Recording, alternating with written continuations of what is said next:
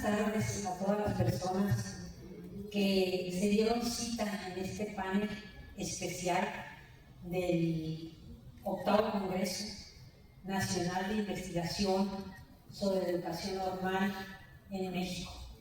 Un evento, como dice CONICET, que busca organizar y difundir los conocimientos generados por las escuelas normales en materia de investigación educativa. Yo creo que ya hemos leído en repetidas ocasiones cuáles son los objetivos del CONICET, y con este panel creo que varios de ellos se suman a las pretensiones. Bien, impulsar la investigación tiene que ver con fomentar y fortalecer las investigaciones de las escuelas normales del país. Pero compartir conocimiento es algo que siempre tenemos que tener presente, porque crear estos espacios para poder intercambiar experiencias y la difusión de los resultados de las investigaciones que hemos realizado tanto las y los docentes como las y los estudiantes es algo muy importante. Ojalá que también en este espacio de este 8º Congreso se cumpla otro de los objetivos del CONICET: consolidar redes, porque sirven, dice el CONICET, como punto de encuentro para la consolidación de grupos y redes de académicos interesados en los procesos educativos de la normalidad. Bien, pues sean bienvenidas y bienvenidos a la apuesta educativa de la nueva escuela mexicana. Este panel que mis compañeros en el que van a dialogar, ellos se preguntan, le dieron como título, la apuesta educativa de la nueva escuela mexicana, y luego se preguntan, ¿utopías, vacíos o inéditos posibles? Pues me complace presentar a reconocidos colegas que tienen una amplia y reconocida trayectoria en la docencia y en la investigación educativa. Bienvenido Sergio Ortiz Brián, de la Escuela Normal Rural Justo Sierra Méndez de Cañada Honda, en Aguascalientes. Él es doctor en Historia por la Universidad Autónoma de Zacatecas. Entre sus publicaciones recientes se encuentran El fuego y las cenizas, Fuentes, Memoria e Historia del Urbanismo en México y Latinoamérica. Pertenece a la Sociedad Mexicana de Historia de la Educación, al Consejo Mexicano de Investigación Educativa y a la Asociación de Estudios Latinoamericanos. Él es líder del cuerpo académico, formación docente y procesos de comunicación pedagógica. Tiene reconocimiento al perfil deseable poder y pertenece al Sistema Nacional de Investigadoras e Investigadores nivel 1. Bienvenido. Eso.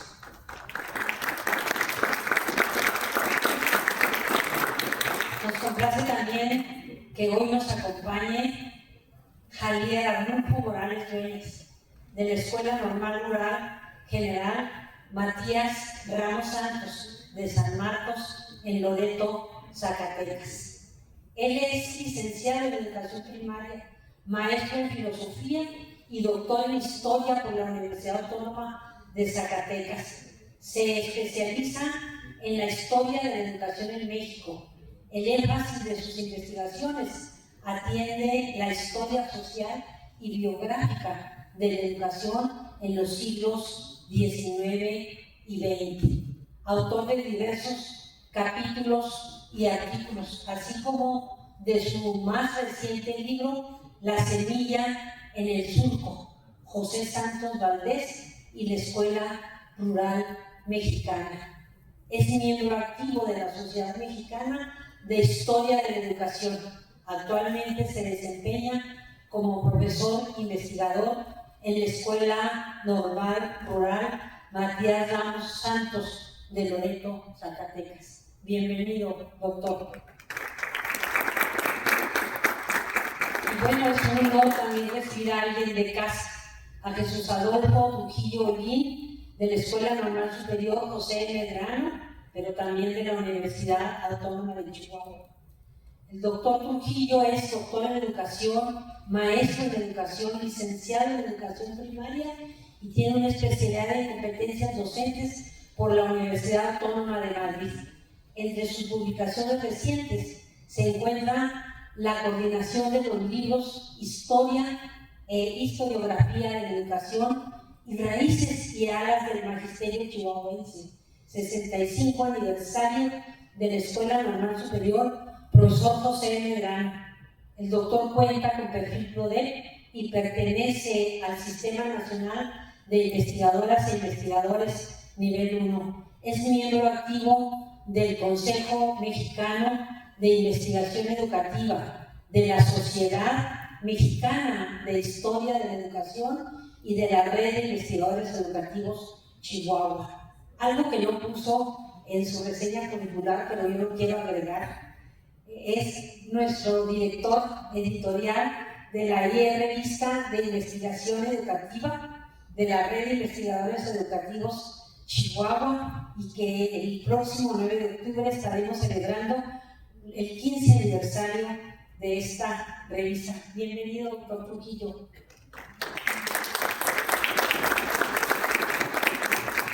Y en una breve introducción para decirles que la nueva escuela mexicana es una realidad innegable en nuestro país, especialmente después de los procesos electorales de 2024 que ratificaron el proyecto político y por ende el de política educativa para los siguientes posiblemente 5 años. El ciclo escolar 2023-2024 fue un ciclo escolar atípico para todas las maestras y los maestros de educación básica del país. Y bueno, fue atípico porque creo que los maestros que ya vivieron esta nueva reforma educativa pudieron observar muchas cosas que recibimos con agrado, pero otras que no nos dejaron muy conformes. Sin duda, la implementación de un nuevo plan de estudios y por ende novedosos programas no es algo que sea una sorpresa para el gremio docente en México. Las reformas educativas han sido casi una constante desde el 2004, cuando surgió la reforma de la educación preescolar, y como una vorágine fueron surgiendo una tras otra.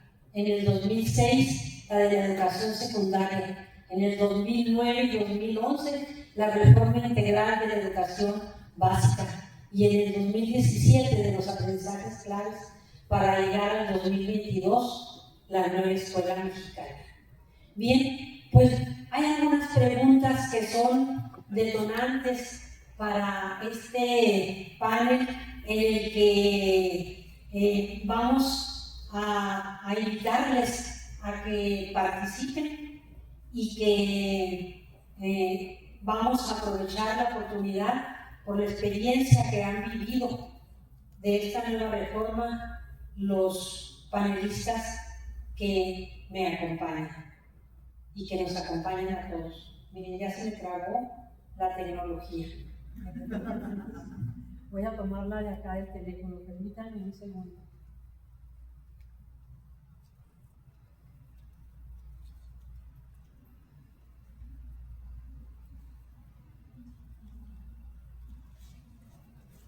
Bien, vamos a hablar primeramente sobre cuál es el sentido o las principales aspiraciones de esta propuesta educativa en el nivel donde nos desempeñamos. Adelante, doctor.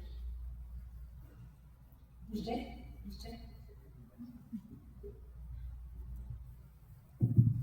Muy bien, buenas tardes a todas, a todos. Gracias por acompañarnos. Bueno, pensando o imaginando que nos haría la doctora esta pregunta, yo dije voy a preparar un texto como para responder de una manera, desde mi opinión, pues más completa. Como ha comentado la doctora, yo soy profesor de la Escuela Normal Rural Cruz Méndez de Cañada Honda. Trabajamos con la licenciatura en educación primaria únicamente, entonces lo que diga será el acercamiento que hemos tenido a los materiales en este rol de profesor de escuela normal. Bueno, la propuesta educativa en la educación normal aspira a la formación de maestras y maestros de educación básica que conocen, cito, el marco normativo y organizativo del sistema educativo nacional, asume sus principios filosóficos, éticos, legales y normativos, identifica sus orientaciones pedagógicas, domina enfoques y contenidos de los planes y programas de estudio y es crítico y propositivo en su aplicación. Son capaces de contextualizar el proceso de aprendizaje e incorporar temas y contenidos locales, regionales, nacionales y globales significativos que planifican, desarrollan y evalúan su práctica docente al considerar las diferentes modalidades y formas de organización de las escuelas. Esto lo hemos tomado del plan de estudios, más bien de un programa de curso que es el de trabajo de titulación, uno de los cursos pertenecientes a la flexibilidad curricular en este plan de estudios 2022. Con base en estos propósitos y lo que se puede encontrar, desde mi opinión, en la malla curricular, me parece que se trata de un proyecto de formación para el magisterio ambicioso. Tan ambicioso que, dado los planteamientos que lo sostienen, me refiero a la relación o la congruencia entre los diferentes cursos, resultan un tanto desarticulados o contradictorios. Pero también encontramos programas de curso que son internamente incongruentes por los propósitos que plantean y las propuestas de trabajo que contienen. Y me explico. Del currículo nacional, que está integrado por 53 cursos en toda la malla curricular en sus tres fases, me refiero a la inmersión, profundización y despliegue, 32 de estos forman parte del currículo nacional y 21 pertenecen a la llamada flexibilidad curricular. Recuerden, trabajo en una escuela normal de Aguascalientes. En ese sentido, mientras el currículo nacional pretende el cumplimiento de las finalidades formativas de la licenciatura cristalizada en una formación docente integral, la flexibilidad curricular recupera la especificidad contextual para desarrollar contenidos regionales por entidad federativa. Pero es aquí donde, desde mi opinión, surgen algunas interrogantes. ¿Cuál es la relación entre los cursos que componen el currículo nacional y los correspondientes a la flexibilidad curricular? Me pregunto. En el mismo sentido, ¿cuál es la relación entre los planteamientos metodológicos y de formación del plan de estudios de la licenciatura en educación primaria y los que se identifican en la nueva Escuela Mexicana de Educación Primaria? Este antecedente ha generado algunas controversias y ha impuesto nuevos retos para la formación de docentes en educación primaria. Por un lado, las interpretaciones con respecto a la producción de saberes en las escuelas normales. ¿Qué significa o qué sentido le estamos dando el día de hoy a la producción de saberes en las escuelas normales a partir de las experiencias de acercamiento a las escuelas de educación básica? El sentido y finalidades de las prácticas educativas y el desarrollo de la investigación. Por otro lado, el argumento del necesario cuestionamiento de los paradigmas coloniales, un tema que se ha abordado recientemente en el Encuentro Latinoamericano de Formación de Maestros de Escuelas Normales en su relación México-Colombia. Lo que sí observamos es que la educación básica, expresada a través de la nueva escuela mexicana, en algunos casos se distancia, solo en algunos casos, se distancia de planes de estudio anteriores, no solamente porque los saberes relevantes a enseñar estaban integrados en un currículum que consideraba como prioritaria la presencia de las didácticas específicas, sino también porque el conocimiento a enseñar se obtenía de los campos disciplinares y, al hablar de contextualización, esta se entendía como la creación de contextos de significación o adaptación a la realidad. Ahora, en la nueva escuela mexicana, Se trata de responder a un proyecto decolonizador, en donde el conocimiento de la comunidad se convierte en elemento de alto valor. Para ello, la contextualización ahora es entendida como la lectura de la realidad y parece ser una de las grandes apuestas de la propuesta educativa. Pero ¿qué significa en este contexto la lectura de la realidad y cómo se materializa en la ley? Bueno, espero seguir dando respuesta a esta pregunta en mis posteriores intervenciones. Muy buenas tardes. Tengo algunas inquietudes que surgen de esta pregunta, en el sentido de las aspiraciones de esta propuesta educativa en el nivel de escuelas de educación normal. Y eso nos obliga a voltear a ver lo que se ha considerado como problemas estructurales que se han reciclado, al menos en las últimas modificaciones curriculares que ha sufrido educación normal, por lo menos desde 1984, que esta formación transita a educación superior. Y como escuelas de educación superior a partir de 1984 establece que tiene algunas tareas propias para todos los que se forman en este nivel. Es decir, que un profesor, pensando en los docentes, formadores de formadores, tendrá que desarrollar no solamente la docencia, sino también la investigación, la difusión, la tutoría, la asesoría, y esto se mantiene como pilares en la formación de las distintas licenciaturas que oferta el normalismo mexicano. Sin embargo, hay evidentes tareas no resueltas que, si lo vemos a la luz de qué sucedió o cuál fue el resultado del plan de estudios de 1984 respecto al que llega en 1997, cuál es el resultado que encontramos en el 2012, cuál es el resultado que encontramos en 2018 y cómo llegamos al 2022. Y hay una serie de elementos que se pueden señalar como problemas comunes. Cito algunos. Entre los problemas de origen que se identifican en el normalismo mexicano a través de sus distintos marcos curriculares, destacan que se tiende a la desarticulación en y entre escuelas normales, en la permanencia de un sesgo enciclopédico de los programas que se manejan en los distintos marcos, de la prevalencia de la enseñanza en detrimento de la investigación y la difusión, la desvinculación entre la teoría y la práctica educativa y, naturalmente, la amplia distancia entre los procesos escolares y los problemas y desafíos de la comunidad, es decir, una discrepancia entre la escuela y la vida, que parecería ser la gran apuesta del marco global de la nueva escuela mexicana, pero en el punto específico del normalismo nos queda la inquietud, gran inquietud, de cómo nos vemos entre el normalismo, reconociendo la amplia diversidad de apellidos que componen la familia normalista. Es decir, puede haber una coincidencia, como señala Sergio, de que yo también vengo de una institución que forma estrictamente licenciatura en educación primaria, pero es una normal rural. Pero también tenemos normales experimentales, tenemos centros de actualización del magisterio, tenemos normales centenarias, bicentenarias, beneméritas, interculturales.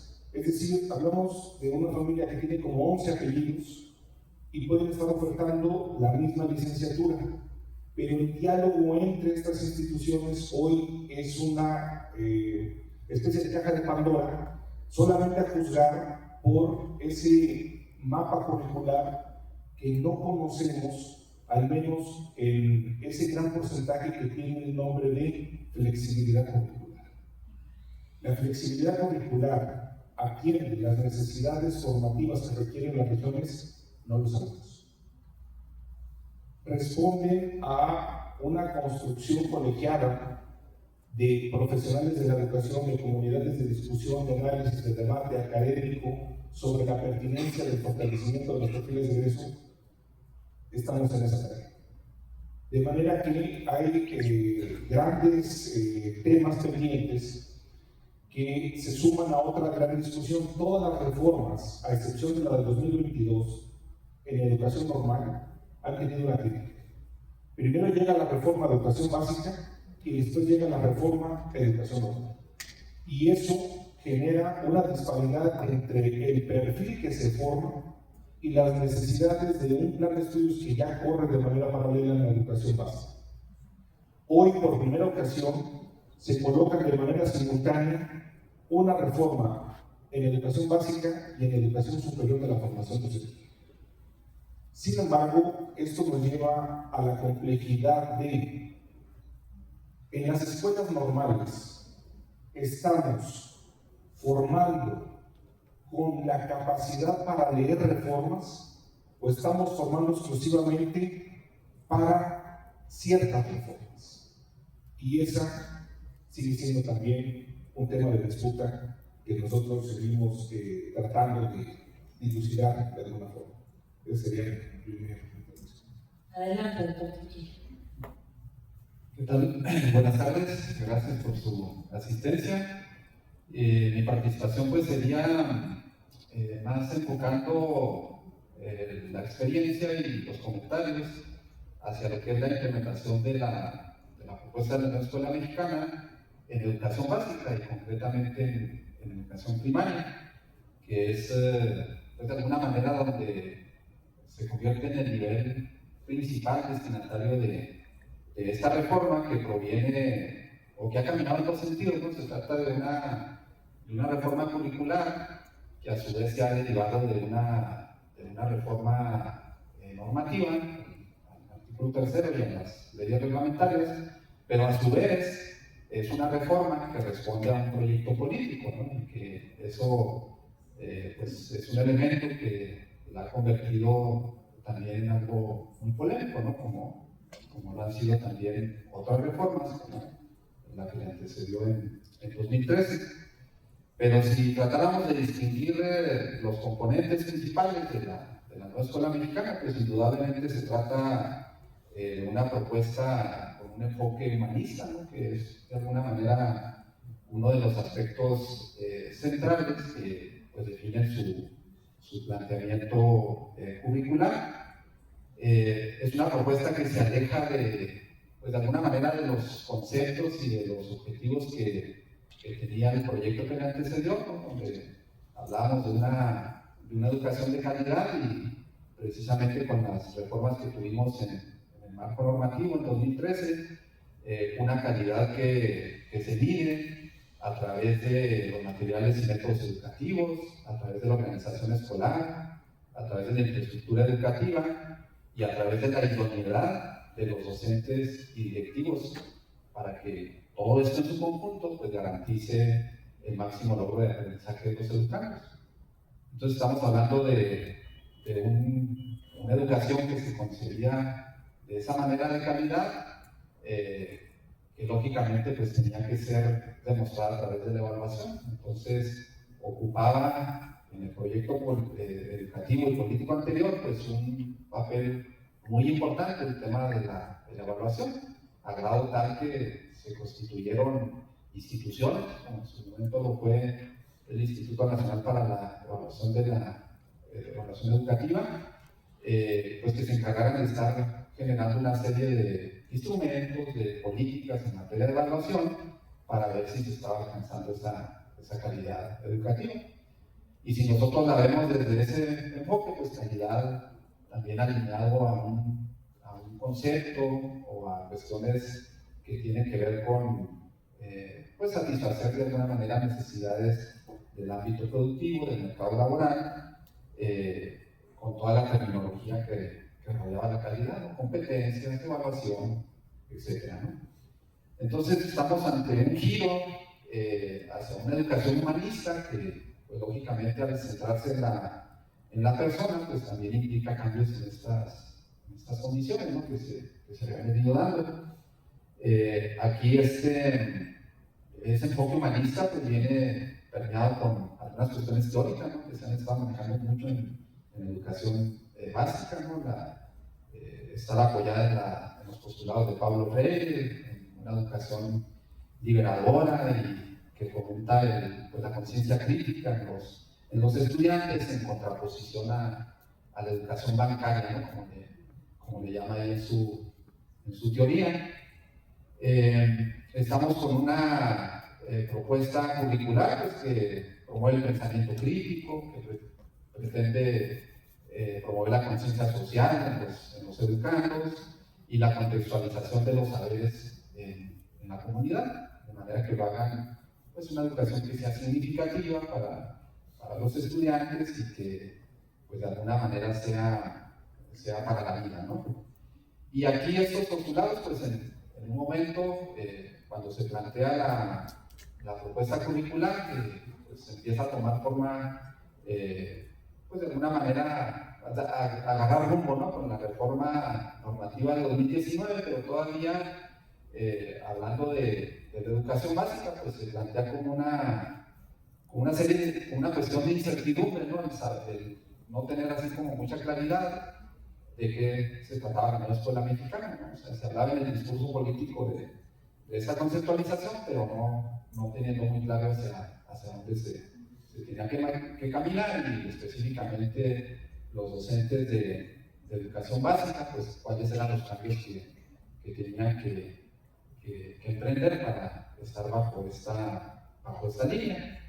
Pero indudablemente pues el componente que le ha dado ya la materialización de lo que significa este enfoque crítico, esta promoción de la conciencia social, esta contextualización de los saberes, pues ya se entiende a partir del trabajo o a partir de la publicación, mejor dicho, de los nuevos libros de texto gratuito, ¿no? Por allá para el ciclo escolar 2023-2024, ¿no? Que dicho sea de paso, pues salen primero los libros de texto que la propuesta curricular así ya en forma, ¿no?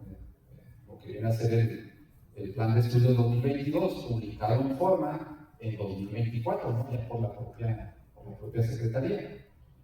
Entonces, es una propuesta en ese sentido, humanista, que ya se tiene, pues, de alguna manera, pues, una idea clara de qué significa ese humanismo, con lo que está planteado dentro de los libros de texto, ¿no?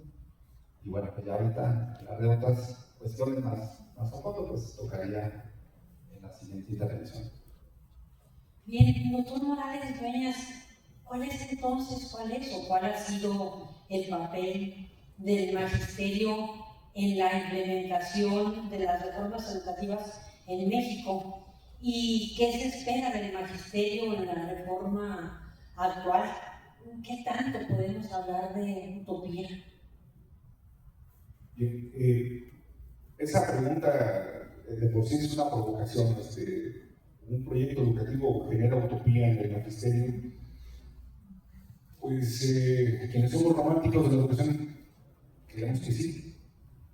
Sin embargo, el tema de la nueva escuela mexicana, creo que si una bondad ha tenido es que ha generado un debate entre sectores que rebasan al magisterial, y eso sin duda obedece a que tiene ciertas características que pudieran vincularse en el tiempo con otros proyectos que han sido polémicos en la historia de este país.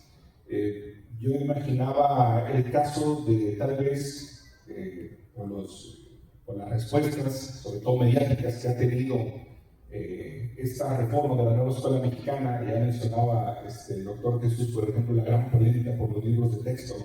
Cómo fueron adjetivados, cuestionados, vilipendiados antes de conocerse, pero eso es parte de la historia nacional que tenemos, justamente porque la gran disputa en este país se ha sentado en el terreno social a partir del artículo 3 constitucional. Y un paralelo de discusión como el que estuvimos viviendo del 2022 a la fecha es justamente lo que tiene que ver con el artículo 3.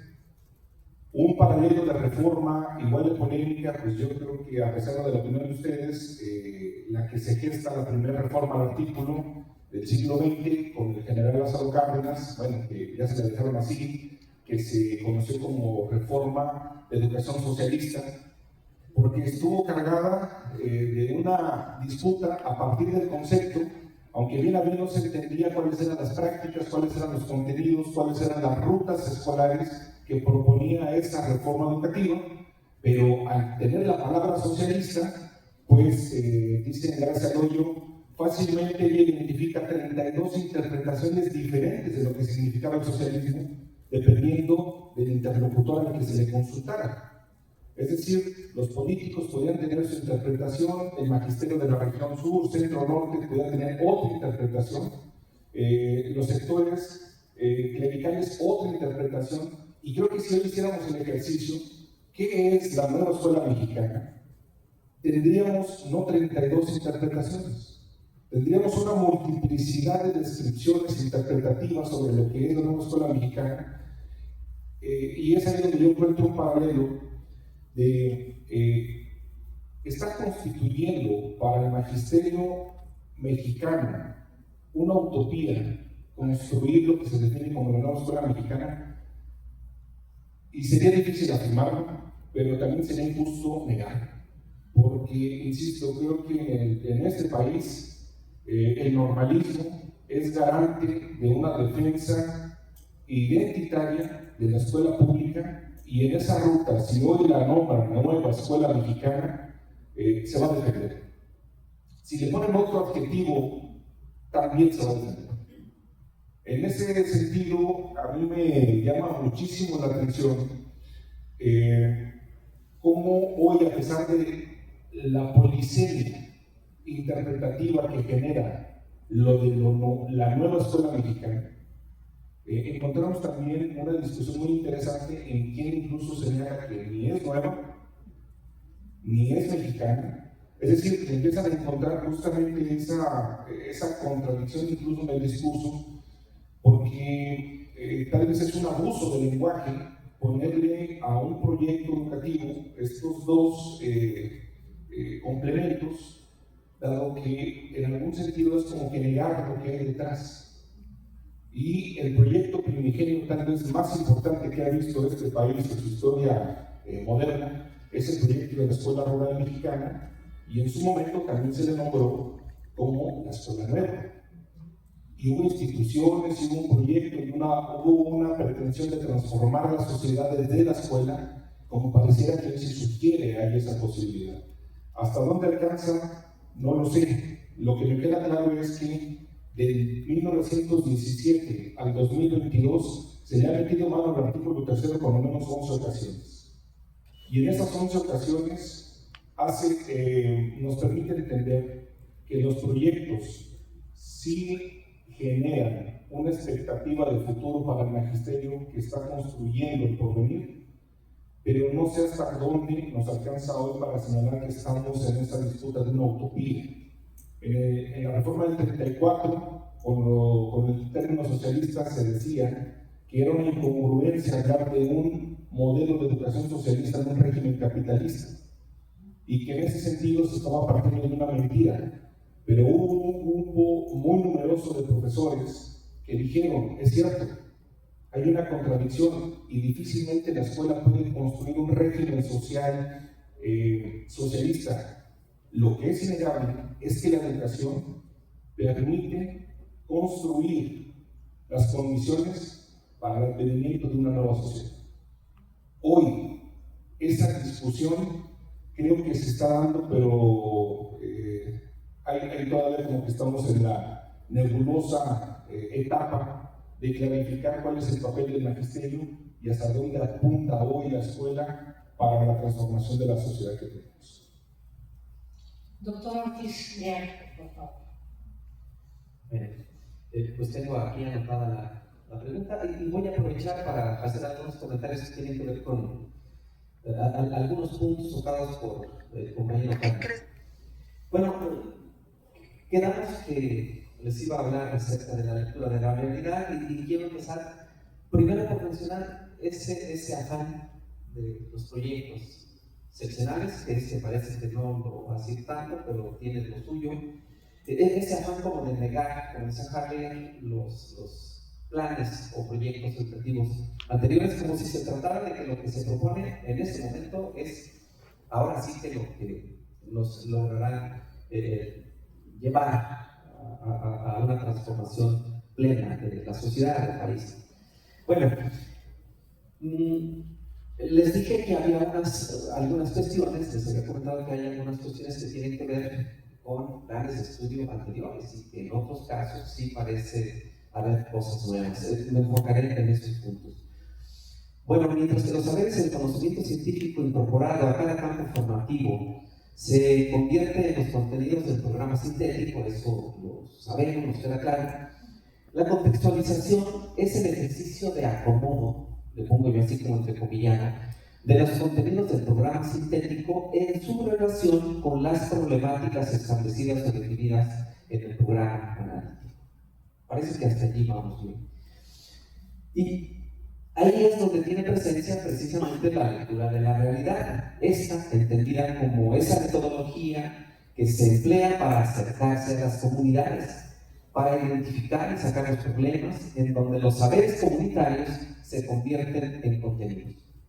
Pero entonces, ¿qué es la lectura de la realidad o qué significa la lectura de la realidad en la investigación o en la formación de profesores? ¿Se trata de la realización de un diagnóstico o de un ejercicio de investigación? Me pregunto. En realidad se trata, según mi opinión, de un ejercicio realizado con herramientas de la investigación.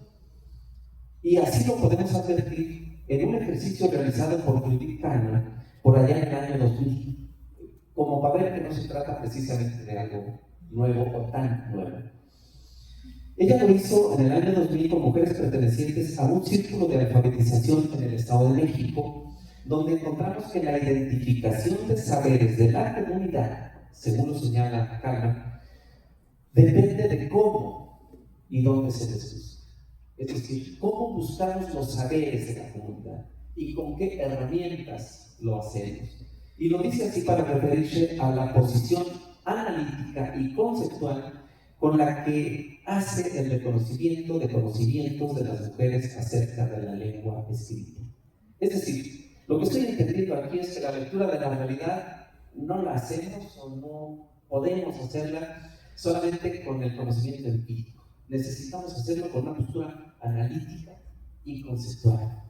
Digo esto porque parece que en algunas interpretaciones de la nueva escuela mexicana ha habido como un intento, un interés de desprecio del conocimiento científico y entonces estamos pensando en la implementación de mecanismos, dispositivos, estrategias que no nos compliquen tanto la vida y que hagamos válido el reconocimiento de los conocimientos o saberes de las comunidades y el conocimiento científico, a ver dónde lo encontramos, a ver en qué momento lo buscamos. Y aquí pienso yo en la utopía, que tiene que ver con la pregunta específica de la doctora. Parto de decir que la utopía puede entenderse como la producción de imágenes de un futuro mejor. Creo que así la visualizamos. En sintonía con esta idea, se ha señalado que los siglos XIX y XX estuvieron definidos por las utopías, diferentes utopías. Pienso yo en la utopía de la izquierda, por ejemplo, que sufrió un golpe devastador el 9 de noviembre del 89 con la caída del muro de Berlín.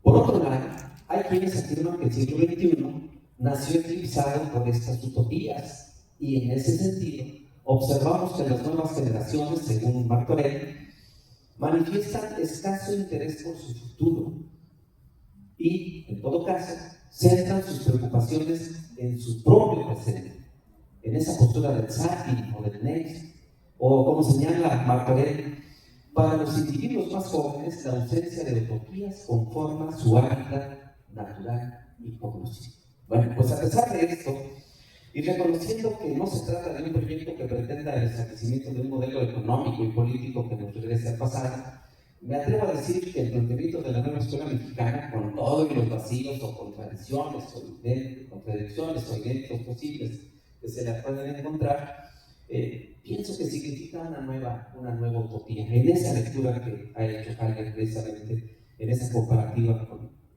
la reforma de los años 30, no solamente por la ruptura con la tradición que significó el haber imaginado su confección con la participación abierta del magisterio, sino también porque, si me apura, hace evidente la aspiración de formar o desarrollar la conciencia histórica de los individuos como es una de sus finalidades. También es cierto que quizá por la misma circunstancia en la que se fueron otorgando los espacios y tiempos para su confección, se fue generando incertidumbre en el magisterio, precisamente por la ausencia de orientaciones específicas en los materiales curriculares, justificada en la llamada autonomía profesional que fomenta el diseño de propuestas contextualizadas. Cito lo que dice un apartado del Acuerdo 080823, propuestas contextualizadas en las que se problematice la realidad y se atienda a las características, necesidades e intereses de niños y adolescentes. Pero también se fueron generando diferencias entre las interpretaciones de maestros y maestros en servicio, como lo señalaba Hayek, con respecto de aquellas que deseaban imponer los directivos o supervisores educativos, quienes, al saberse despojados de aquello que conocían y que les daba cierta seguridad y estatus de autoridad frente al profesorado, en muchos de los casos acababan centrando su presencia, esta de las autoridades, en la asignación de meras tareas burocráticas, contraviniendo de esta manera con las propuestas centrales de este modelo educativo, entre otras, la referente a la evaluación formativa. Doctor Trujillo. Bueno, pues respondiendo a la pregunta, el papel del magisterio pues, es ser un instrumento para la implementación de las reformas y a la vez pues, ser el instrumentador de la misma reforma, ¿no? Pero regularmente se le da ese papel, ¿no? de llevar a cabo el trabajo sucio de la propuesta política, ¿no? Si la propuesta política tiene algún proyecto que implementar a través de la educación, pues el maestro históricamente ha sido el instrumentador del mismo. Siempre se ha hablado pues al menos en el terreno teórico, que el docente debe de ser partícipe de las reformas educativas que se dan, ¿no? Debe tener un papel activo y en la medida que tenga ese papel activo, esa participación, pues se convierte de manera casi automática en defensor o en instrumentador de esa reforma, convencido de que es una nueva utopía posible de alcanzar. Sin embargo, pues el debate histórico, al menos en los últimos 30 años, pues ha sido, pues de alguna manera, el papel relegado que ha tenido el maestro en la participación en lo que es pues la formulación de una reforma educativa y pues a su vez el golpeteo que ha tenido, ¿no? En cuestiones pues ya particulares, ¿no? Como pudieran ser sus derechos laborales. Aquí en la implementación de una reforma, pues hay que tener claro que la teoría define que hay un ciclo, ¿no? Que primero tiene que haber una concepción de una reforma, la formulación, una implementación y una evaluación. El docente pues tiene una participación en la implementación, ¿verdad? Y ya de ahí tienen que surgir otros actores, ¿no? Para jugar los siguientes papeles. Aquí nosotros para poder evaluar o decir hasta qué punto hemos avanzado, ¿no? En la construcción de una utopía, pues tendríamos que brincar al siguiente paso en el ciclo de la implementación de la reforma, ¿no? Que es la evaluación. Ahorita pues llevamos 3 años prácticamente, o estaríamos iniciando, al menos en la educación básica, el tercer ciclo escolar con la implementación de la propuesta curricular de la nueva escuela mexicana, y pues habría que hacer un alto en algún momento, no sé en qué momento lo definan, porque eso lo definirían, como les digo, otros actores, los actores educativos, la SED, en qué momento se tengan que evaluar los resultados que hasta ahorita ha dado la nueva escuela mexicana. Aquí pues el detalle nada más es que hemos tenido un distanciamiento con todo lo que tenga que ver con evaluación, ¿no? Nosotros, el magisterio, la educación, nuestro país siempre toma posturas radicales, ¿no? Siempre estamos en un extremo y luego criticamos aspectos de ese extremo y luego nos brincamos y nos vamos hasta el otro lado, pero difícilmente nos ubicamos en un punto intermedio. Y en el caso de la evaluación, pues estamos en esa misma dinámica, ¿no?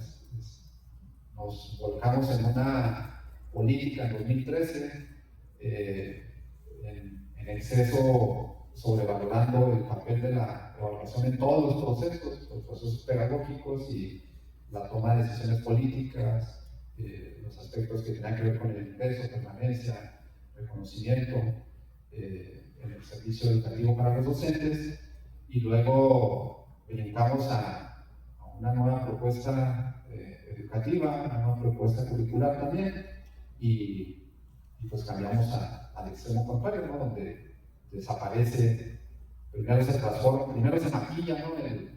El anterior INE, se le cambia de nombre, luego lo convertimos a un mejor edu, y luego ya definitivamente se decide que pues, no es un organismo que sea útil para los propósitos que persigue la educación, y que termina desapareciendo ya constitucionalmente el año pasado, ¿no? Ya ocasionando las últimas 2 reformas al artículo 3º, que les puedo jurar que pasaron desapercibidas para la mayoría de nosotros. Yo me enteré ayer que después de 2019, que yo contabilizaba como la última reforma del artículo 3º, ya no se había dado otra más, pero ya viendo la cronología del artículo 3º, pues resulta que hubo 2 modificaciones más, una en noviembre de 2024 y otra en diciembre de 2024 también, donde se agrega por ahí un principio más,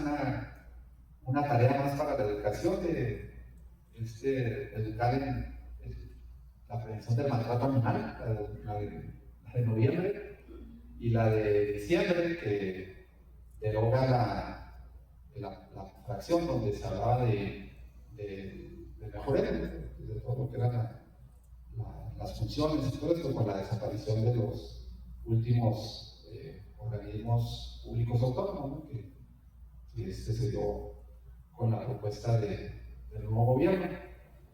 Pero el caso es que cuando volteamos así al extremo de la evaluación, pues yo no sé en qué momento vaya a aparecer una evaluación de cómo vamos con la nueva escuela mexicana, porque pues es muy fácil caer en utopía y decir que vamos muy bien y que estamos promoviendo un pensamiento crítico en los alumnos, que vamos hacia un proceso de liberación, no sé en qué sentido, pero que lo consigamos así, pero que no tengamos pues una evidencia sólida de cómo llegamos hasta ahí, ¿verdad? Y eso yo me imagino que lo tendrá que dar este proceso de evaluación.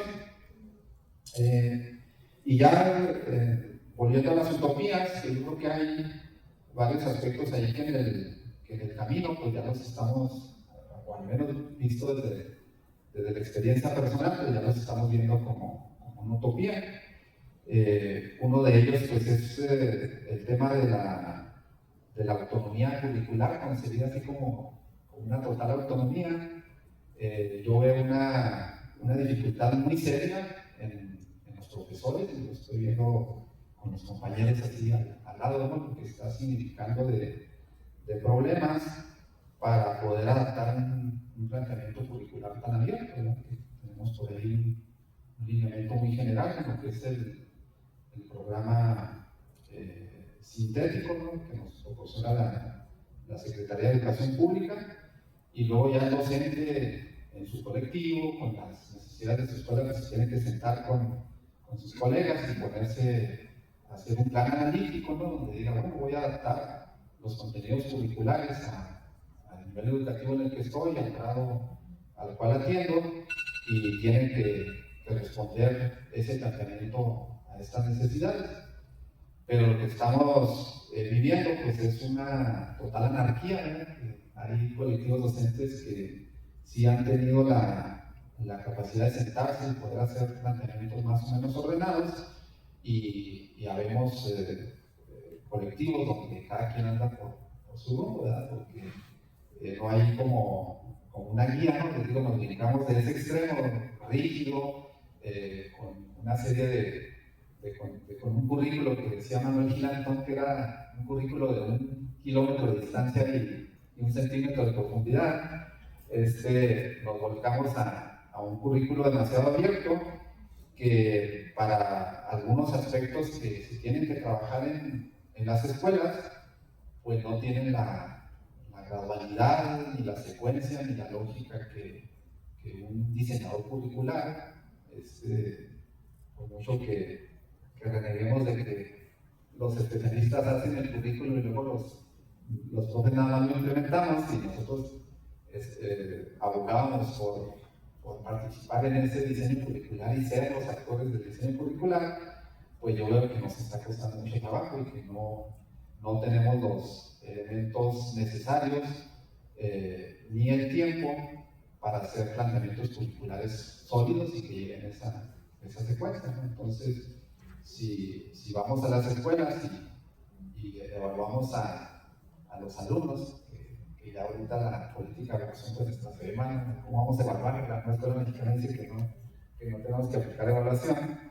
Yo digo que vamos a encontrar sorpresas en ese sentido, ¿no? De que los alumnos no llevan ton ni son en algunas cuestiones porque no hay un planteamiento curricular secuenciado, ¿no? que lleve a los alumnos de los aprendizajes que son esenciales para construir otros aprendizajes, y que haya las herramientas didácticas para ir llevando esos procesos.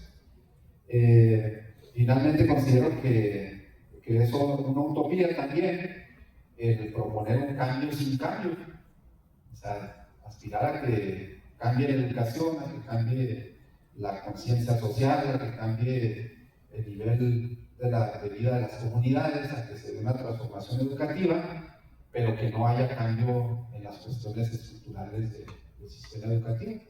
Llámese las carencias que tienen las escuelas, llámese la precarización que tiene el trabajo docente, llámese las mismas condiciones laborales a las que estamos inmersos los docentes, que esos se han mantenido sin cambio, ¿no? Y que nos llevan a estar en un ambiente educativo donde los planteamientos humanistas de la escuela mexicana pues nos dicen que vamos a caminar hacia una sociedad con X y con Y características, pero que la preocupación de los docentes pues está cómo salir corriendo de una escuela para ir a otra, cómo poder atender necesidades que tiene la escuela, que distraen de la tarea pedagógica, porque son una necesidad que está ahí que nadie quiere resolver, ¿no? Entonces, aspiramos a un cambio sin cambios importantes en normas. Bien, y de manera sintetizada, porque el tiempo nos alcanza, doctor Sergio, ¿cuál es el secreto, entrecomillado, o los principales retos que plantea el conocimiento y aplicación de la nueva escuela mexicana? Bueno, como para sintetizar, seguramente hay mucho que decir. Yo quiero decir 2 cosas. A mí me parece que juntando por lo menos las ideas que les he expuesto, lo que he escuchado de mis colegas, identifico 2. Uno que tiene que ver con todos esos pedazos, con todos esos cachos que integran lo que reconocemos como nueva escuela mexicana. Me referiría, no sé, pensemos en los campos formativos, en los ejes, en los contenidos, en todo eso, en todo ese amasijo de cosas. Y yo pensaba como que uno de los secretos es encontrar el corazón de la nueva escuela mexicana. Y pensaba yo como que encontrando el corazón de la nueva escuela mexicana podríamos dar respuesta a este reto, ¿no? Y desde mi opinión, le comentaba ayer a Javier, me imaginaba yo a la medusa, y me imaginaba yo como que queriendo sacrificarla. ¿Y cómo es como podría yo sacrificar a la medusa? Pensaba, le planteaba la pregunta a Javier. Y entonces encontramos que encontrando el corazón de la medusa es como podríamos como vencerla, ¿no? Creo yo que el corazón de la nueva escuela mexicana es la identificación de la importancia de lo comunitario. Si pensamos en el valor comunitario o la presencia del valor comunitario en la nueva escuela mexicana, quizás tengamos resuelto una buena parte de este reto. Pero yo encuentro otro reto que para mí es muy importante planteado en la nueva escuela mexicana y que tiene que ver con, desde mi opinión, así como con un, lo voy a decir muy feo, pero seguramente no es eso, como con un desprecio del conocimiento científico o por el conocimiento científico. Me estoy refiriendo al conocimiento de las didácticas. Yo tenía idea que las didácticas específicas y la presencia de la didáctica general, porque hoy en Aguascalientes tenemos un curso de flexibilidad que así se llama, era un debate resuelto. Yo pensaba que esas décadas de investigación de aquellas personas que trabajaron con la lectura, con la escritura, matemáticas, etcétera, en cada una de las asignaturas, pensé que estaba resuelto. Pero ahora llegamos a la nueva escuela mexicana y entonces aquí es donde encuentro un reto. Y me parece que uno de los principales retos de la nueva escuela mexicana es la justificación del aprendizaje situado o contextualizado. ¿Me explico? Desde mi opinión, lo situado está en contra de la generalización. Y entonces, cuando trabajamos a partir de problemas específicos, de situaciones, sí son reales, es conocimiento comunitario. Pero estamos trabajando para aprender, para resolver problemas específicos. Entonces, creo yo que lo situado está en contra de la generalización y en este caso, el aprendizaje situado reclama que para una situación en específico sigamos también un camino específico. La generalización, y me refiero a ese conocimiento científico, por otro lado, exige un alto nivel de abstracción. Esto es complejo. Es decir, que la estructura de un conocimiento se pueda aplicar a diferentes campos o experiencias. Porque si centramos el desarrollo de nuestros trabajos en la resolución de problemas comunitarios solamente despreciando el conocimiento de las didácticas específicas, me parece que sí corremos el riesgo de quedarnos como empantanados en los conocimientos científicos, en lo que yo he aprendido. Muy valioso, por supuesto, el conocimiento ancestral de las comunidades, muy valioso el conocimiento acumulado de las escuelas normales, de los profesores en su desempeño, pero me parece que sí necesitamos mantener el esfuerzo de desarrollar esa teoría que se ha construido en torno a las didácticas específicas, y quizá de esa manera, creo yo, que para poder leer la nueva escuela mexicana necesitamos ese conocimiento, el de las didácticas específicas. De lo contrario, me parece que seguiremos en interpretaciones, ya lo decía Hayek, que semejan ese momento descrito por esta investigadora por allá en el 33, y que dice, era en el 33 y que identificaba 33 interpretaciones de la educación socialista. Entonces, yo identifico estos dos principales retos en la implementación de la nueva escuela mexicana. Adelante, doctor Javier. Y voy a decir algo muy superficial, tal vez está simplón, pero me parece que son los retos estructurales que tiene el nivel de escuelas normales en el país. Señalaba hace un momento que en el 84 nos trasladan a educación superior, pero no se nos ha reconocido como instituciones de educación superior hasta la fecha. Hay tres aspectos que permiten tal vez corroborar esta afirmación tan abrupta de mi parte. El mismo Díaz Barriga reconoce que la escuela normal en México necesita un reconocimiento real como instituciones de educación superior. Pero apenas nos insertaron en la Ley General de Instituciones de Educación Superior hace un año, 2 años, me parece, como si fuésemos de nueva creación, a pesar de que desde el 84 nos exigen como escuelas de educación superior, pero somos escuelas de educación superior tuteladas. No tenemos una condición de instituciones de educación superior en 3 rubros. Primero, el pedagógico. Segundo, el jurídico. Tercero, el administrativo. En el primero, en el pedagógico, me parece que se da un paso muy importante. Es una apuesta. Por primera ocasión en muchas décadas, ha retornado la experimentación pedagógica a estas instituciones de una manera muy abierta con el tema de la flexibilidad curricular. ¿Será bueno, será malo, será regular, tendrá deficiencias, tendrá fortalezas? Creo que todo está ahí, pero se está dando un paso importante en el reconocimiento de profesionales de la educación superior en el terreno pedagógico. No obstante, no estamos ni de cerca de lograrlo en el tema administrativo. Y para muestra, muchos botones. No hay capacidad interna en las instituciones para planificar y tomar decisiones de su vida orgánica. No tenemos un reconocimiento jurídico de ninguna manera, para muestra muchos botones. Desde la descentralización de los 90 estamos tutelados ya no por el centro, sino por las entidades. Y a pesar de las entidades de las que ustedes provengan, al menos de la que a mí me toca, sé que hay una cantidad tremenda de restricciones administrativas que de pronto es mucho más difícil justificar el ejercicio de un centavo ante el Estado que ante la Federación. ¿Sí? Eso limita mucho los proyectos, pero voy a poner un caso todavía más grotesco que nos da cuenta de que falta mucho reconocimiento como IES al normalismo.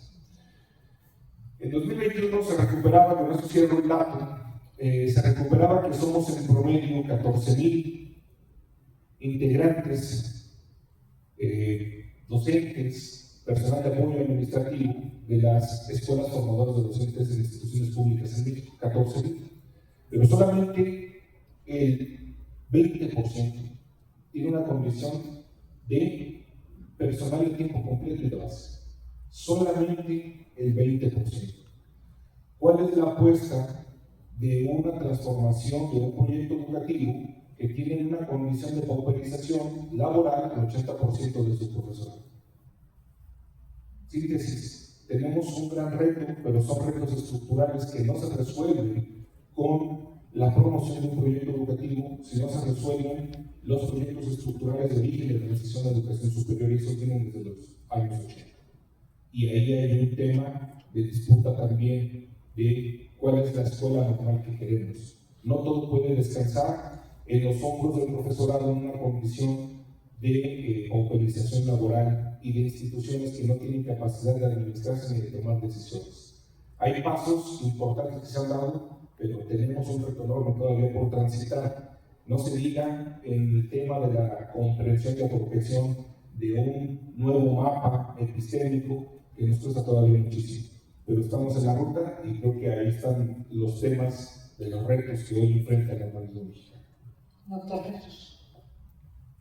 Bueno, cerraría con pues, dos aspectos así muy resumidos. Yo creo que el reto principal pues, sería no descargar toda la responsabilidad de la reforma en el docente, ¿no? Que ha sido el común en las reformas contemporáneas, y esta pues no es la excepción. Se deja todo el peso del docente en el aspecto de la adaptación curricular, se deja todo el peso al docente en la selección de los recursos educativos, que habrá quien esté en contra de eso y diga, bueno, pues es que cuando tenemos libros, cuando tenemos recursos que nos dicen qué hacer, pues simplemente somos ejecutores de un currículo, pero no somos, pues no concebimos, ¿no? los caminos didácticos que nos van a llevar a lograr un objetivo que nos planteamos.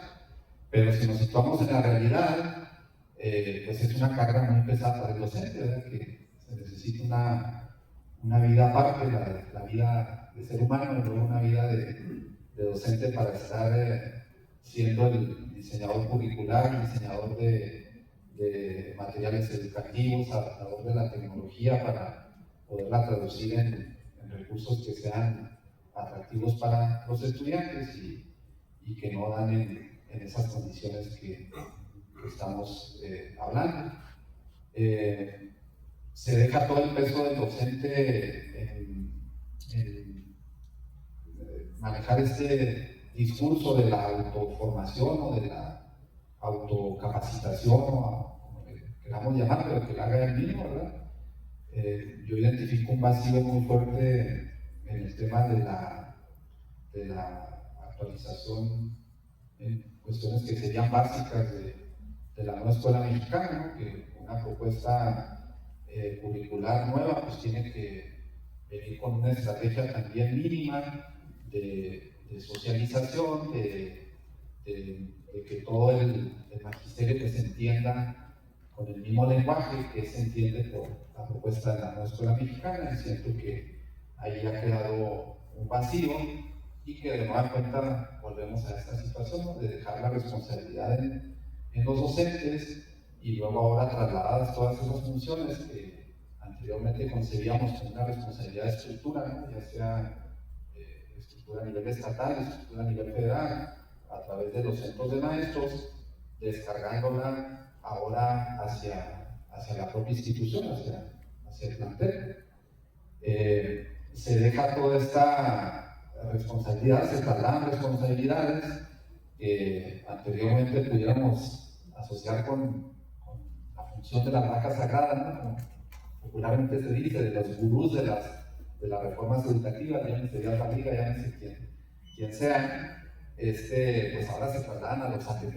Y bueno, pues es que todo lo que signifique formar a los docentes o capacitarlos o profesionalizarlos en lo que tiene que ver con la nueva escuela mexicana, pues lo tienen que hacer ellos, ¿no? Porque son ahora la estructura, ¿no? En la cual nos recaen estas responsabilidades. Entonces, volvemos a un peso muy fuerte de la reforma hacia el propio docente y lo que gira alrededor de él.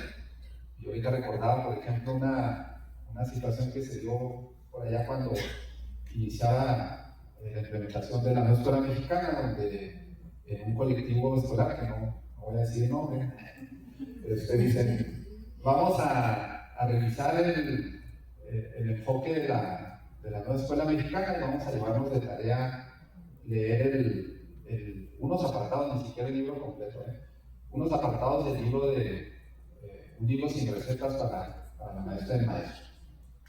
Y luego ya volvemos a la reunión de consejo técnico y pues no se cumplieron ninguna de las dos funciones, que el colectivo hubiera leído el libro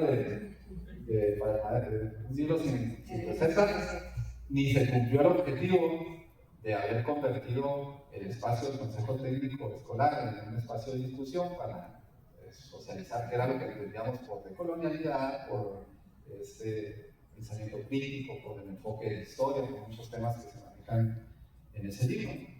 Y no se trató porque había asuntos ahí internos de la escuela, organización y cuestiones propias de la vida escolar que eran más importantes que tocar un tema teórico relacionado con la nueva escuela mexicana.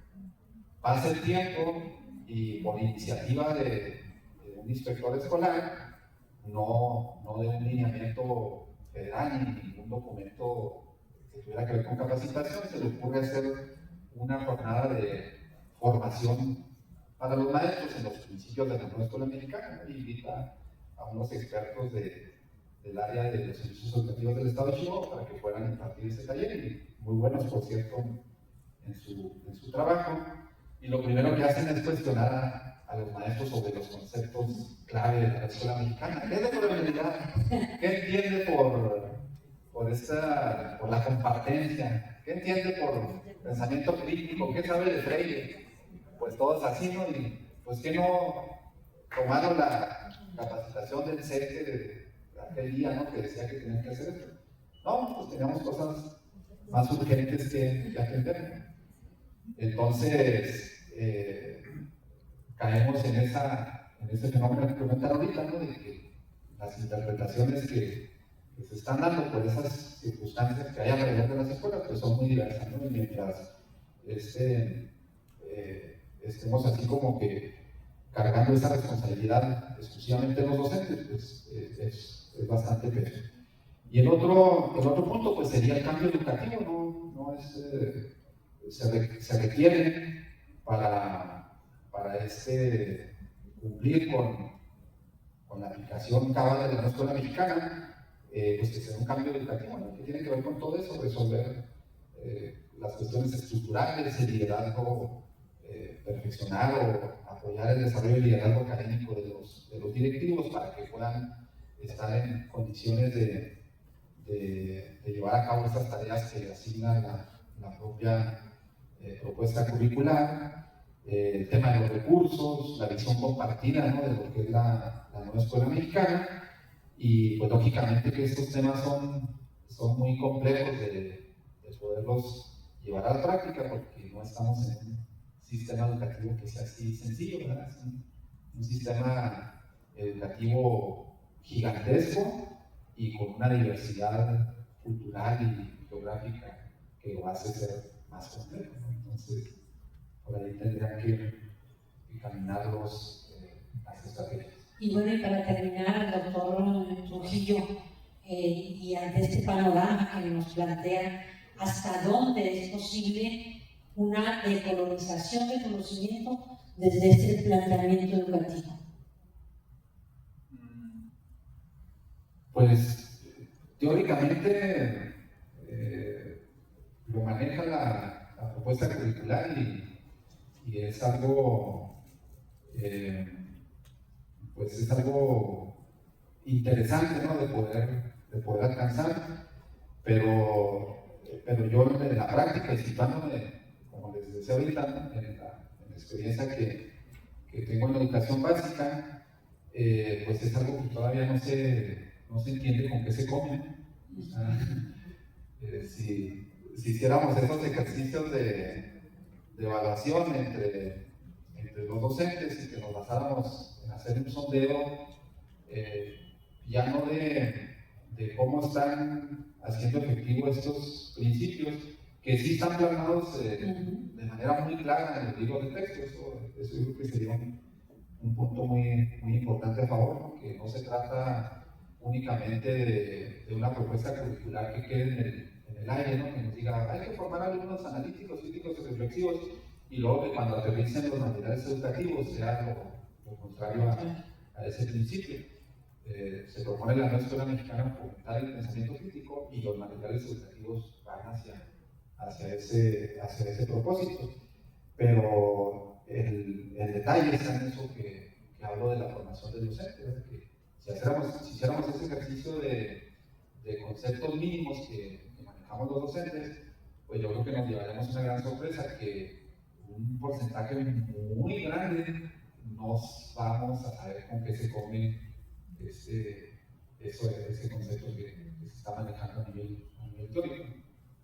Entonces ahí es donde tenemos que ver dónde andamos y luego ver qué tenemos que hacer para llegar hasta donde queremos llegar. Doctor Ortiz. Bueno,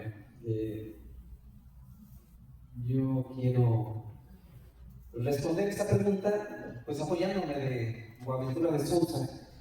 Él dice que en contraposición con las ideas colonializadoras, dice que no habrá justicia social mientras que no exista justicia cognitiva.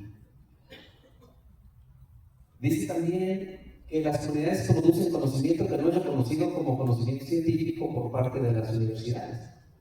Sin embargo, el conocimiento de las comunidades es un conocimiento válido, porque es el que comanda o organiza las prácticas sociales, la vida cotidiana de la gente. Y eso tiene que ver con lo que se ha hablado acerca de las epistemologías del sur, esto que hemos encontrado recurrentemente en los materiales curriculares.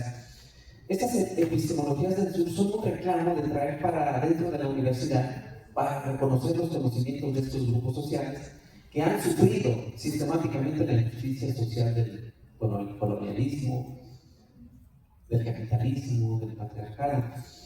Y si nos pensamos así, pues parecería que sí es posible una decolonización del conocimiento, pero no despreciando lo otro, no despreciando el conocimiento científico para darle solamente importancia al conocimiento comunitario, sino construyendo un diálogo de saberes real, verdadero. Y lo que yo puedo observar es que el establecimiento de políticas públicas como estas relacionadas con las comunidades indígenas, de la visibilización de las mujeres en la conformación de la patria que hoy defendemos, en donde, por cierto, apenas el 21 de julio pasado se publicó el decreto por el que se incorporan 24 mujeres en las efemérides oficiales de la Secretaría de Educación Pública y 5 fechas emblemáticas. Yo creo que desde ahí podríamos estar hablando de la posibilidad de una decolonización del conocimiento. Y bueno, esas fechas seguramente las saben, pero las menciono. Algunas las teníamos así como en el imaginario, como formaban parte de la memoria colectiva, pero a veces era más como por cultura que porque hubiera el establecimiento de una política pública precisamente en ese sentido de colonizador, que es mi opinión que ahí está la posibilidad. Me refiero al 8 de marzo como Día Internacional de la Mujer, al 5 de septiembre, Día de las Mujeres Indígenas, al 14 de septiembre como Día de las Portadoras Anónimas de la República, el 17 de octubre, el reconocimiento del derecho de las mujeres a votar y ser votadas a nivel federal, y el 25 de noviembre, el Día Internacional de la Eliminación de la Violencia contra la Mujer. Me parece que esto y las temáticas que se han incorporado también en los materiales curriculares, en los libros de educación básica, me refiero a los de educación primaria, permiten que haya un reconocimiento de aspectos o de elementos en ese sentido de colonizador, y desde esa perspectiva me parece que hay posibilidades. Esa sería mi respuesta. Doctor Javier. Una pregunta muy compleja, una respuesta muy simple. Las reformas educativas no se materializan por decreto, y esa es la historia que tenemos en nuestro país. ¿Hasta dónde es posible decolonizar el conocimiento? Pues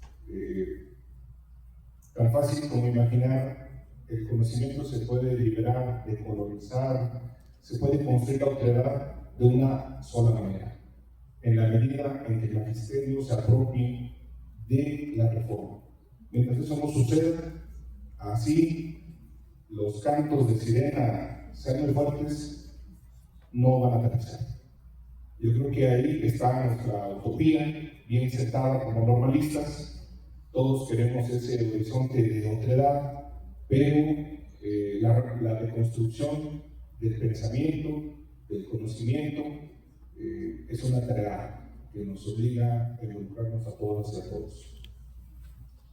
Pues muchísimas gracias. ¿Hay alguna participación? Creo que detona muchísimas incógnitas que seguramente tenemos de aprovechar la oportunidad de consultar y de dar a conocer cuál es, desde nuestro punto de vista, cada uno de los planteamientos que hicimos a los panelistas. ¿Cuál para ustedes es ese sentido o las principales aspiraciones de esta propuesta? ¿Cuál es el papel de nosotros, del magisterio, en esta reforma educativa? ¿Cuáles son los principales retos que nos plantea esta nueva reforma? Y hasta dónde consideramos nosotros que haya posibilidades de decolonizar el conocimiento? Adelante. Sí. Bueno, primero gracias, porque es difícil encontrar un espacio con comentarios tan certeros, ¿no? O bueno, por lo menos agradezco la coincidencia. Me parece que todavía quedan muchos temas pendientes. Creo que queda pendiente el tema de los materiales, por ejemplo, el tema de la participación activa que tuvo el magisterio en la elaboración de los materiales.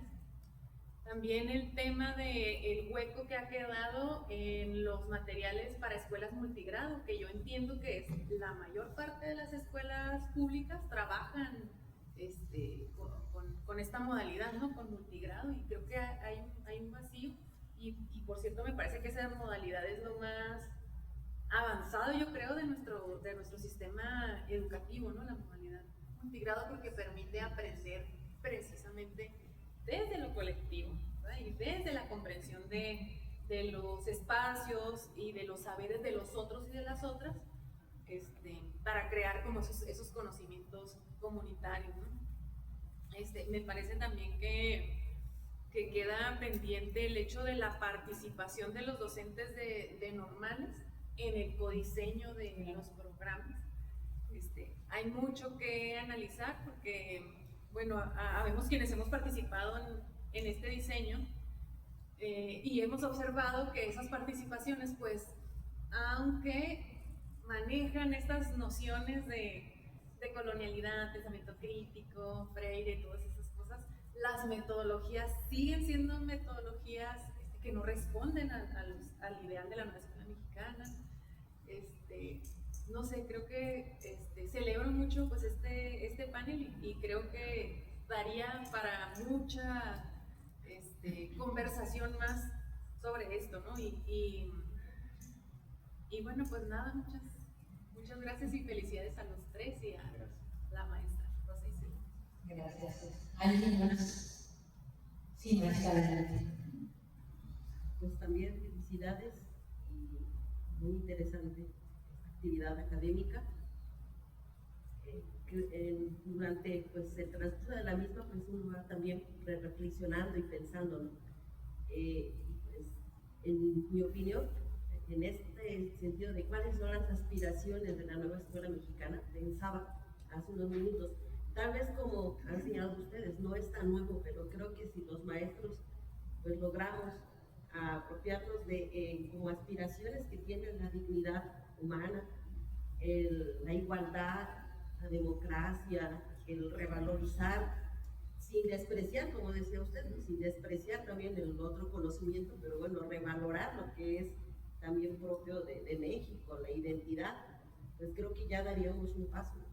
Estos anhelos, que no son nuevos, porque pues, el anhelo de justicia está desde hace muchos años, ¿no? El artículo 3, pero creo que si lográramos así entenderlo, damos un paso, porque también, por ejemplo, he escuchado opiniones que dicen, ¿para qué le dan a los jóvenes becas si los van a, si lo van a malgastar, lo van a utilizar en situaciones que no? Bueno, sí nos corresponde como maestros, pues hacer esa conciencia, ¿no? ¿Para qué es tu beca? Ya si el joven no lo quiere utilizar para lo que es, bueno, pues ya es también su responsabilidad. Pero, por ejemplo, esto de las becas a mí me parece excelente, o por lo menos quienes comentamos que nos tocó estudiar hace muchos años, pues no existían estas oportunidades. Entonces sí hay, creo que también algunos aspectos estructurales que se van implementando, ¿no? Programas que tienen esa intención, pero bueno, ¿cómo? Pues cada quien se apropia o asume para qué son los recursos. Y creo que sí hay otras oportunidades que todavía nos falta mucho camino por recorrer, pues sí, es cierto, ¿no?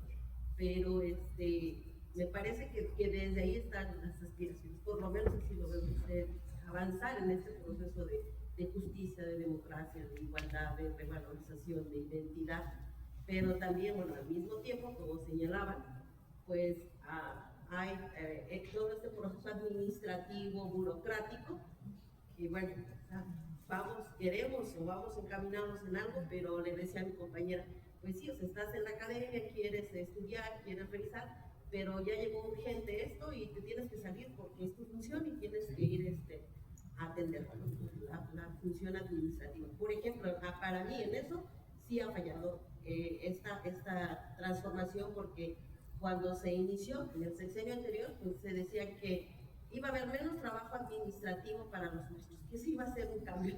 Y en días pasados comentábamos, pues parece al revés, ¿no? O sea, creo que ahí en lugar de que disminuyera, o sea, aumentó el trabajo administrativo, burocrático. Entonces, pues sí hay todavía camino que recorrer, pero pues como al principio de la actividad decíamos, bueno, garantía también que los maestros pues vamos a defender la escuela pública, sobre todo la escuela pública.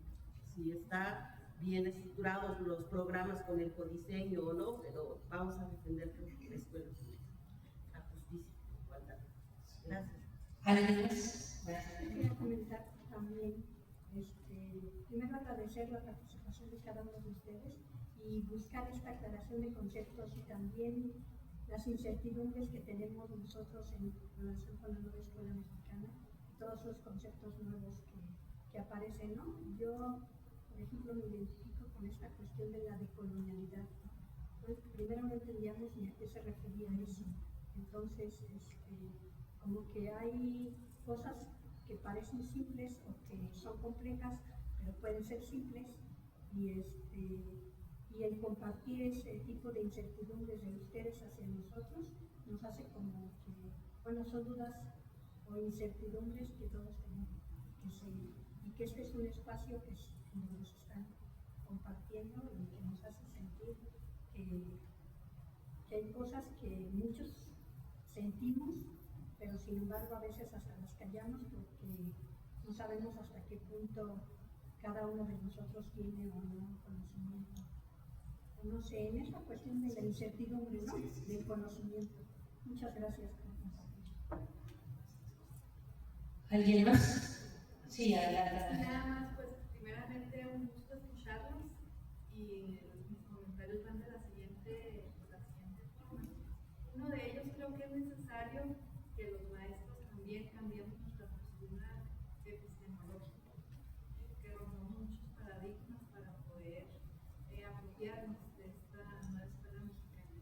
Y el otro, con respecto a un comentario que hizo el doctor Ortiz, de generar ese equilibrio entre la atención a los proyectos comunitarios, pero también atender a los contenidos. Creo que es una de las dudas de los maestros, de todos los maestros de educación básica.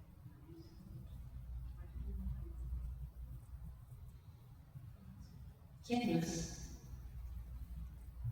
Bien, pues creo que este fue un espacio muy rico de reflexión.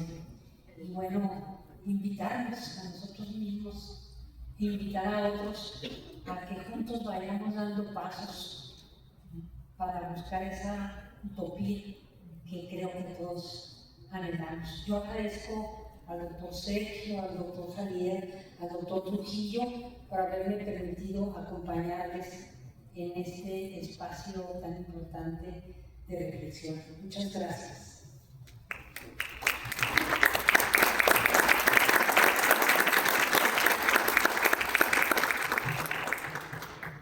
Bueno, pues acabando de presenciar este enriquecedor diálogo entre este panel de expertos sobre la nueva escuela mexicana y todas sus implicaciones. Agradecemos el compartir estos conocimientos y al mismo tiempo nutrirlo con el público que nos acompaña. Por parte de la doctora Ariana Vega Hernández, se va a entregar un presente de reconocimiento a cada uno de los participantes. Hago lectura del reconocimiento. La Dirección General de Educación Superior para el Magisterio, a través de la Secretaría de Educación y Deporte del Estado de Chihuahua, en coordinación con la Subsecretaría de Educación Media Superior y Superior y la Dirección de Educación Normal, otorgan el presente reconocimiento por su valiosa participación y por inspirar con conocimiento y experiencia el fortalecimiento de la formación docente y el futuro de la educación en México. Nos firma el director de políticas para el sistema de profesionales de la educación, doctor Abraham Sánchez Contreras, el jefe del Departamento de Formación y Actualización Docente de la Secretaría de Educación y Deporte aquí en Chihuahua, maestro Ildefonso Ruiz Benítez, y por supuesto el director de nuestra escuela anfitriona, la Normal Superior, profesor José Eleuterio Medrano Roiva, el maestro Julio César López. Al mismo tiempo de la entrega de este reconocimiento, se hace entrega de un kit de la CONICET en su 8ª edición, y así como también un pequeño presente de nuestra cultura tarahumara, y el primer reconocimiento, acompañado de su placa, es para el doctor Ale Arnulfo Morales Dueñas. Fuerte el aplauso.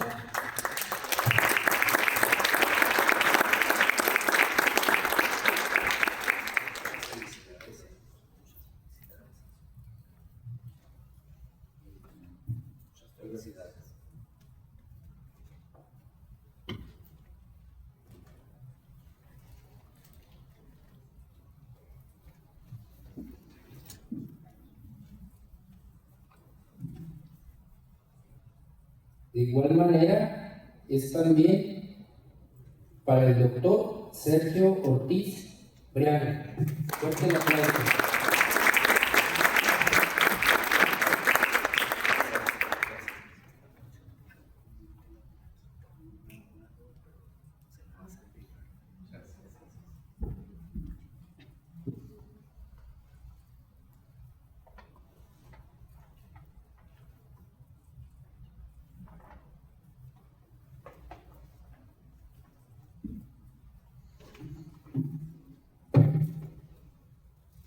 Por supuesto también, aquí para nuestro experto de casa anfitrión, el doctor Jesús Adolfo Trujillo Olguín. Fuerte el aplauso.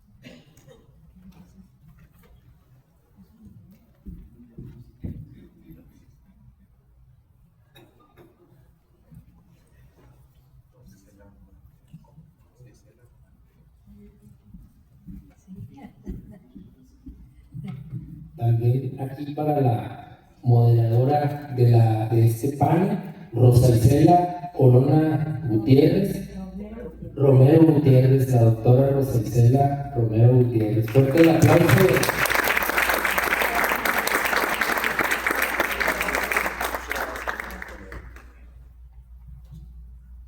Y pues bueno, con esto damos por concluido este panel, agradeciendo por parte de la CONICET en su 8ª edición. Gracias por su acompañamiento y seguimos dentro de las actividades. Gracias.